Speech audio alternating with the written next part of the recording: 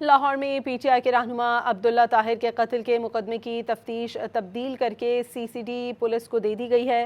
اس بارے میں مزید جانتے ہیں ڈان نیوز کے رپورٹر وسیم ریاض سے۔ جی وسیم، اپڈیٹ کیجیے گا۔ جی دیکھیں، تھانہ غالب مارکیٹ کی حدود گلبرگ کے علاقہ میں یہ افسوسناک واقعہ رونما ہوا تھا، جس میں کلینک کے اندر گھس کر شوٹرز نے جو ہے وہ پی ٹی آئی رہنما عبداللہ طاہر کو جو ہے وہ قتل کیا تھا۔ اس کی تفتیش پہلے انویسٹیگیشن غالب مارکیٹ جو ہے وہ کر رہی تھی، لیکن اب کیونکہ اس واردات میں جو ہے وہ شوٹرز کو جو ہے وہ استعمال کیا گیا اور شوٹر سے منظر عام آنے کے بعد اب تفتیش جو ہے وہ اس کی تبدیل کر دی گئی ہے اور تفتیش تبدیل کر سی سی ڈی کے سپرد جو ہے وہ کر دی گئی ہے۔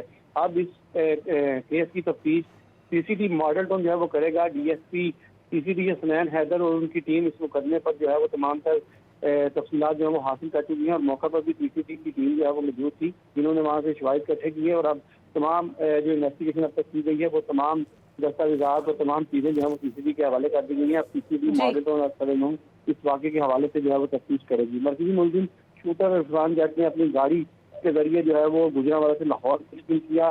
اب ان کی گرفتاری کے لیے اقدامات کیے جا رہے ہیں اور یہ بھی پولیس ذرائع کا کہنا ہے کہ جلد ملزمان کو گرفتار کر لیا جائے۔ لاہور سے وسیم ریاض اپڈیٹ کر رہے تھے، بہت شکریہ۔